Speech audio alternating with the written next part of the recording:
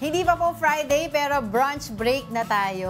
Patuloy po na inaabangan ng mga taga-subaybay ang bagong programa ng TV5 na Ang Himala ni Nino na ipapalabas na sa Monday. Oh, pero bago yan, kausapin muna natin ang ilan sa mga cast members ng Ang Himala ni Nino na sina Paulo Angeles at Kitch Minamoto. Kitch Ba? Kitch? Kitch po. Ay, Kitch. Kitch, yeah, Tama pala ako. Kitch Minamoto. Good morning, guys. Welcome to Brunch. Good morning. Good morning po.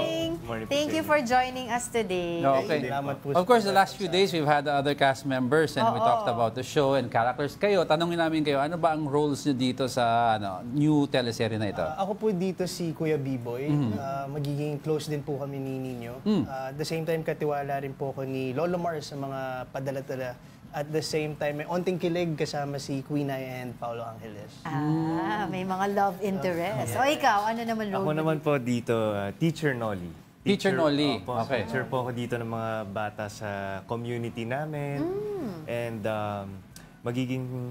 Actually, lumaki ako kasama si Cedric Juan, which is si Sir Victor. Parang yung family ko nagtatrabaho for them. Hanggang sa kami ni Sir Victor, naging close pa rin. Hanggang sa tumanda kami. Okay. So ngayon, may downfall sa karakter ni Sir Victor. Ngayon, si Nolly ang tutulong sa kanya. Kasi positive ang storylines natin, di ba? Totoo. Pero magiging estudyante mo din doon o makakasama mo si Nino? Ayun, yun po. Secret. Baka hindi pa pwede i-reveal Hindi yung ba pwede plotline. i-reveal? Okay. Kumbaga, yun lang talaga yung character description ko, teacher. Okay. Pero so far, wala pa akong tinetape na interaction na sa mga estudyante. Okay. So, yun po. Lalabas pa yan. Lalabas pa yan. Pero yun nga pinag-uusapan natin off-cam kanina. This is not your first time na gumawa ikaw, Kitch at saka Paulo ng mga teleserye. So can you tell us naman ano yung kaibahan nito yung sa mga role nyo before and kamusta yung working experience ninyo with your castmates? Ako po sa akin, gaya po na sinabi ko kanina sa interview, yung pagdadrive talaga ng tricycle. Medyo nahirapan ako, tas aarte ka at the same time. Pero ngayon yung connection ko with the cast, napakasaya kasi at least mababait po lahat eh. Siyempre, gaya po nito, bagong work at the same time, bagong himala ang ibibigay sa atin. Yung sa akin naman, ang challenge sa akin, lahat ng role ko talaga, ever since before, makulit. First ever role ko sa showbiz, bully ako. And then hanggang sa pag nala-love team ako, nagsa-start yung love team as bully din ako sa crush kong girl. So ngayon, ang role ko naman, torpe. And mahihain. So Totally different from your previous roles. totally different sa lahat talaga na role na ginawa ko. So minsan nakaisip ako na adlib na gusto ko siyang sabihin, pero alam ko sa sarili ko hindi. Kasi baka mag-off character. Opo, mag-off character na. So, parang sobra po ako nasanay sa bibo-bibo. No, but the question is kasi, you're saying na it's different from your previous roles, no? But who is the real you ba? Na, are you really the makulit or ikaw yung talagang mas reserved? Depende po sa mood eh. Depende rin sa kasama. Depende. Sa kasama may ano rin po. Pero may most of the time kasi ako yung taong mas mapag-isa eh. Mas trip kung I get long time lagi. So, So, syempre, gusto din namin malaman na anong kaibahan nito doon sa mga naging mga teleserye na dito sa Pilipinas. Ano yung mga aabangan ng fans, of course, nitong Himala ni Nino. Feeling ko yung tao sa Bukang Liwayway. Yun yung nagiging special doon, yung connection ng tao sa community.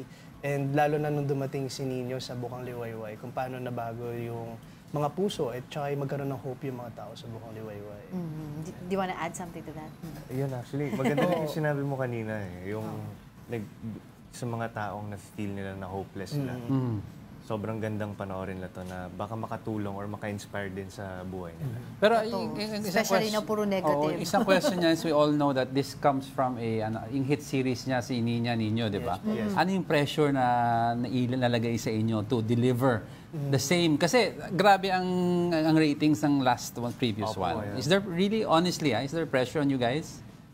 Parang in-enjoy lang po namin sa Same director naman din po from the last time. So, si Director, gaya na sinabi niya sa story ko namin, ang importante sa trabaho, lahat tayo masaya.